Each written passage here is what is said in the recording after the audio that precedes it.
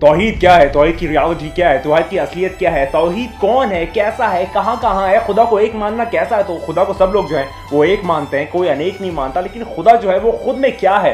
क्या खुदा जो है वो गैब है? क्या खुदा को आप कभी देख नहीं सकते? क्या खुदा को कभी आप ज़हनों में नहीं ला सकते? खुदा की रियलिटीज़ क्या है, खुदा की तौहीद क्या है। तौहीद का बहुत तज़किरा होता है, सूरे पूरा एक इखलास जो है वो कुरान में मौजूद है, लेकिन तौहीद असल में क्या है? क्या खुदा से आप कभी मिल सकते हैं, बात कर सकते हैं, उसको देख सकते हैं, उसको कभी भी आप इनहेरिट कर सकते हैं, ऐसा है कि नहीं है? क्या क्या सिलसिला है, इन सब पे एक बहुत ज़्यादा मज़ेदार और डिटेल वीडियो होने जा रही है, बहुत ज़्यादा इरफानी और एक बहुत ज़्यादा रूहानी वीडियो होने जा रही है। आप भी देखते रहिए, सब पे आज हम लोग बात करेंगे। सामने पर्दा उठा कर आ गए हैदर, अली का जो अली है वो मेहदी जो वली है, जो अव्वल आखिरी है उसी की खुसरवी है, वो है ज़हरा का दिलबर।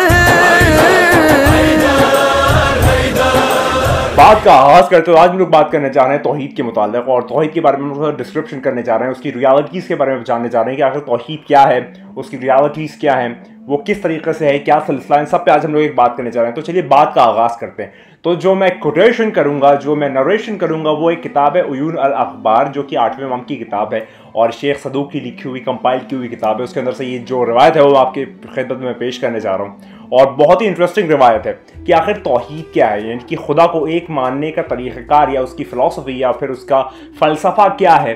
उस पर जो भी रवायात आई है वो आपकी खिदमत में आज मैं पेश करने जा रहा हूँ और बात करने जा रहा हूँ कि खुदा को एक मानना या खुदा की तौहीद को हम कैसे समझ सकते हैं। तो बात का आगाज़ करते हैं। तो शाह खुरासान 8वें बादशाह जो हैं वो फरमाते हैं, इमाम अली रज़ा इस्लाम मेरे जादे अमजद जो हैं वो खुदा की यूनिटी के ऊपर क्या फरमाते हैं, उसका हम लोग आज सिलसिला करने जा रहे हैं। और जो लोग को भी आप रेफरेंस मांगते हैं तो रेफरेंस मैंने बता दिया है कि ये जो है उयून अल अखबार किताब है, 8वें इमाम के जितने भी अक़वाल हैं, जितनी खुतबे हैं वो इसमें मौजूद है। शेख सदूक ने कंपाइल की है, पेज नंबर 200 पे ये जो खुतबा है, यहाँ पर जो नरेशन है वो यहाँ मौजूद है। तो चले बात का आगाज़ करते हो। आज हम लोग बात करने जा रहे हैं कि तौहीद क्या है, 8वें इमाम ने क्या फरमाया है यूनिटी के ऊपर। बात का आगाज़ करते हैं। तो 8वें इमाम जो है वो फरमाते हैं कि जो भी शख्स ने खुदा रब्बुल आलमीन यानी कि वो खुदा जो कि अल्लाह है, वो यानी कि वो वाहिवा है, इलोहे में हु है, वो जो ज़ात किब्रिया है, वो ज़ात किब्रिया को और उसकी मखलूक़ात को, यानी कि जिसने भी खुदा को और उसकी मखलूक़ात को कंपेयर किया, यानी कि एक डोमेन में लाके देखा, एक मीज़ान में लाके देखा, एक तरीक़े से लाके देखा, तो गोया वो एथीस्ट है, नास्तिक। यानी कि कोई भी शख्स अगर क्रिएटर को और क्रिएचर्स को एक मीज़ान में, एक डोमेन में, एक स्केल पे लाके देखता है तो वो ऐसा है कि जैसे वो एथीस्ट है, यानी कि वो एथीस्ट शख्स है, वो नास्तिक है। आगे मौला फरमाते हैं कि जो भी शख्स उस चीज़ को खुदा कहता है कि जिस खुदा ने जिसको खुदा कहने से मना किया है, जो भी शख्स उस चीज़ को खुदा कहता है कि जिसको खुदा ने खुदा कहने से मना किया है, तो वो भी नास्तिक है। इसकी डोमेन में जितने भी लोग आते हैं आप उसको अल्टीमेटली ले सकते हैं। आगे बात करते हैं, ये पहली रवायत थी। अगली रवायत में क्या है अब आप वो सुने। इसके अंदर थोड़ा सा सवाल और जवाब का सिलसिला है। 8वें इमाम से कोई लोग सवाल करते हैं और फिर मौला उसमें क्या जवाब देते हैं, हुज्जत जो है वो क्या जवाब देती है, उस मुताल्लिक़ जो है वो थोड़ा सा सिलसिला आपकी खिदमत में पेश करने जा रहा हूँ। तो इसमें जो है 8वें इमाम जो है उनसे एक नरेशन मिलती है कि खुदा, 8वें इमाम फरमाते हैं कि खुदा जो है वो कुरान में फरमाता है कि कुछ चेहरे उस दिन यानी कि क़यामत के दिन, डे ऑफ रिजरेक्शन के दिन, उनकी जो चेहरे हैं वो बहुत ज़्यादा खूबसूरत होंगे, बहुत ज़्यादा नुमाया होंगे और वो अपने खुदा को देख रहे होंगे। यानी कि वो चेहरे बहुत ज़्यादा खूबसूरत होंगे, बहुत ज़्यादा नुमाया होंगे, उनके चेहरे पे नूर बरस रहा होगा और वो अपने खुदा को देख रहे होंगे क़यामत के दिन। इस नरेशन के रिवर्शन में कुछ जो चेहरे हैं वो खुदा के, यहाँ पर मौला फरमाते हैं रिवॉर्ड्स, यानी कि खुदा जो उनको इकराम देगा, गिफ्ट्स देगा, हदिया देगा, उनका रिवॉर्ड देगा, जो उन्होंने परफॉर्मेंस दी है इस दुनिया में, उसके रिवॉर्ड के तहत जब वो अपने खुदा को देख रहे होंगे, उन रिवॉर्ड्स को लेते वक्त जब वो खुदा से लेंगे वो रिवॉर्ड्स, यानी कि वो रिवॉर्ड्स जब वो पा जाएंगे तो उनके चेहरे बहुत खिल जाएंगे, नुमाया हो जाएंगे, नूर जो है वो मुकम्मल तौर के उनके चेहरे पे मुजस्सम होगा। ये जो चीज़ है वो सिलसिला होगा। ये एक रिवायत है, लेकिन इसके और भी कई पस मंज़र है जो आपकी खिदमत में मैं आने वाले वक्त में पेश कर रहा हूँ। अगली रिवायत सुने। इसमें जो है वो एक बहुत, आप कह सकते हैं एक इमाम के बहुत करीबी साथियों में से एक हैं। वो जो है वो इमाम से सवाल करते हैं कि ए फ़र्ज़ंदे रसूल, मुझे बताइए कि आपका क्या कहना है इस नरेशन पे कि जो भी मोमिनीन हैं वो उनका जब घर होगा, यानी कि वो जब वहाँ मौजूद होंगे जन्नत में, तो वो जो खुदा है, जो रब्बुल आलमीन है, जो अल्लाह है, वो उससे मिलेंगे, उससे मुलाकात करेंगे। तो इस पर आपका क्या कहना है कि ये कैसे मुमकिन है कि खुदा जो कि मैटर में नहीं आता, स्पेस में नहीं आता, टाइम में आता, वो हर चीज़ को एक्सीड करता है क्योंकि वो क्रिएटर है, तो फिर कैसे जन्नत में जो मोमिनीन है जो कि जन्नत में पहुंच जाएंगे वो खुदा से मुलाकातें करेंगे, उसके पास जाएंगे, उससे मुलाकात करेंगे? इसका थोड़ा सा फरमाएं। अब आप देखिए कि वक्त की हुज्जत 8वें इमाम क्या फरमाते हैं, शाह खुरासान क्या फरमाते हैं। 8वें इमाम जो है वो फरमाते हैं, ए अबा सलत, अबा सलत जो है वो बहुत मौला के करीब साथियों में से है, मौला के करीब सहाबियों में से। तो मौला फरमाते हैं, ए अबा सलत, बेशक ऐसा ही है कि खुदा ने सरकार दो आलम सल्लल्लाहु अलैहि वसल्लम को जितनी भी मखलूक़ात है उसमें सबसे ज़्यादा अफजल तरीन रखा, सबसे ज़्यादा टॉप ऑफ द लाइन रखा, सबसे ज़्यादा एपिटोम पे रखा, एलिक्वेंट पे रखा, सबसे ज़्यादा हेल्म पे रखा सरकार दो आलम सल्लल्लाहु अलैहि वसल्लम को। और यहाँ तक कि जितने भी पैगम्बरान हैं और जितने भी एंजल्स हैं, जितने भी फरिश्ते हैं, उन सब से वो बहुत बालातर हैं। उन्होंने खुदा की हर बात मानी है, यानी कि खुदा की हर बात जो है वो फॉलो की है। और ऐसा है यहाँ पर कि उन्होंने खुदा की जितनी भी खुदा की सेइंग्स थी, ब्लेसिंग्स थी, वो सारी के ऊपर उन्होंने अमल दरामद किया है, उन्होंने फुल उसके ऊपर फॉलो किया है। ये हमें समझाने के लिए मेरे मौला जो है वो फरमा रहे हैं। और यहाँ पर मौला आगे फरमाते हैं कि सरकार दो आलम सल्लल्लाहु अलैहि वसल्लम को फॉलो करना ऐसा है कि जैसा आप खुदा को फॉलो कर रहे हैं। सरकार दो आलम सल्लल्लाहु अलैहि वसल्लम को जाके मिलना ऐसा है कि जैसे आप सरकार दो आलम सल्लल्लाहु अलैहि वसल्लम के खुदा रब्बुल आलमीन को मिलना, यानी कि रसूलुल्लाह को मिलना ऐसा है कि जैसे आप अल्लाह से मिल रहे हैं। ये मेरा जुमला नहीं है, मैं कोई कयास नहीं कर रहा, ये सरकार दो आलम सल्लल्लाहु अलैहि वसल्लम के फर्जंद अली रज़ा अलैहिस्सलाम का जो ये यहाँ पर कलाम है। मौला आगे फरमाते हैं कि खुदा कुरान में फरमाता है कि जो सरकार दो आलम सल्लल्लाहु अलैहि वसल्लम की बात मानता है, उनको ओबे करता है, तो वो ऐसा है कि जैसे वो खुदा को ओबे करता है। खुदा आगे कुरान में फरमाता है कि जो लोग भी अपनी विल जो है वो आपके लिए सबमिट करते हैं, वो आप पे सबमिट नहीं करते या रसूलुल्लाह सल्लल्लाहु अलैहि वसल्लम, ये वो खुदा मुझ पे सबमिट करते हैं। यानी कि जिसने भी अपनी विल सबमिशन जो है वो रसूलुल्लाह पे सबमिट कर दी तो उसने खुदा पे सबमिट कर दी। आगे सुने, और आगे मौला फरमाते कि सरकार दो आलम सल्लल्लाहु अलैहि वसल्लम ने फरमाया कि जो भी शख्स मेरी जिंदगानी में या मेरे जाने के बाद मुझको विजिट करने आता है तो वो खुदा से मिलने आ रहा है। जो भी शख्स मेरी जिंदगानी में, यानी कि ज़ाहिरी जिंदगानी में सरकार दो आलम सल्लल्लाहु अलैहि वसल्लम की, या फिर उनके पर्दा फरमाने के बाद, ज़ाहिरी पर्दा फरमाने के बाद जो उनकी ज़िंदगी में उनसे मिलने आता है, या फिर उनकी ज़ियारत को बाद में जाता है, तो वो उनकी ज़ियारत को नहीं जाता, वो खुदा की ज़ियारत को जाता है।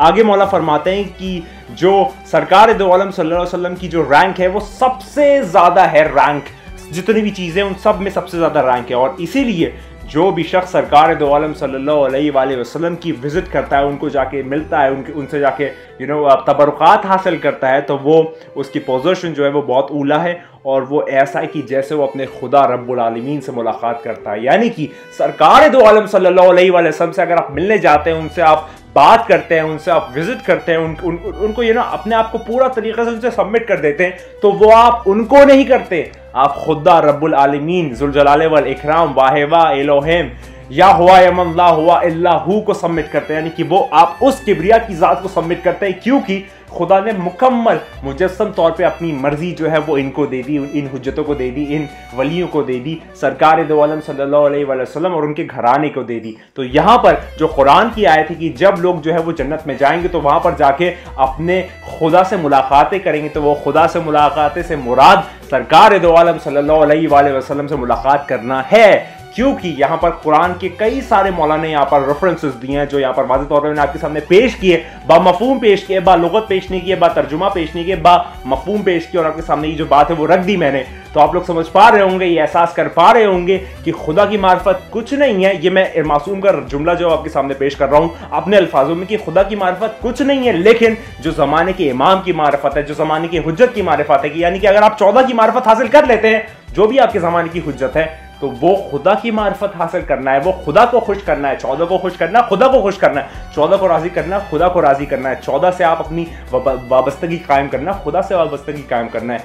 14 की बात मानना, खुदा की बात मानना, और 14 को नाराज करना, खुदा को नाराज करना। तो मैं समझ पा रहा हूँ कि ये मैंने बहुत ज़्यादा एक शॉर्ट फॉर्मेट में खुदा की तौहीद जो है वो आपको समझाने की कोशिश की। हम तो पूरी तरीके से मुकम्मल समझ नहीं सकते, क्योंकि हमारी अक्ल जो है वो बहुत ज़्यादा कुशीदा है, बहुत ज़्यादा छोटी है, बहुत ज़्यादा लिमिटेड है, बहुत ज़्यादा कांस्टेंट है, बहुत ज़्यादा स्टैटिक है, बहुत ज़्यादा बस एक पॉइंट के अराउंड रहती है। हम लोग एक कुएं के मेंढक हैं, इसलिए हम लोग बहुत ज़्यादा विशाल विराट या फिर एक ह्यूमंगस तौर पर नहीं सोच सकते, लेकिन ये बात जान ले, इस बात को पहचान ले, मान ले कि 14 के बगैर खुदा नहीं मिलता। जब 14 को आप पा जाएंगे, खुदा 14 को आप मान लेंगे, 14 को आप जब पूरी तरीके से मुकम्मल ईमान रखेंगे, 14 की आप मार्फत हासिल कर लेंगे, तभी आप खुदा की मार्फत हासिल कर लेते हैं, वरना कोई और दूसरा वे अराउंड नहीं है। ये वाली बात आप लोग वाज़ेह तौर पर क्लैरिफाई कर ले, अपने जहनों में ये पुख्ता कर ले कि बगैर 14 खुदा नहीं मिलता। जब 14 मिलते हैं तभी खुदा मिलता है, क्योंकि खुदा जो है वो गैब है। अमीरुल मोमिनीन इमामुल मुत्तकीन शाह मर्दा शेर अज़दा क़ुव्वत परवरदिगार अल्लाह फ़तह अली सैफ़ुल ज़ुल्फ़िकार जो है वो नहजुल असरार किताब में फरमाते हैं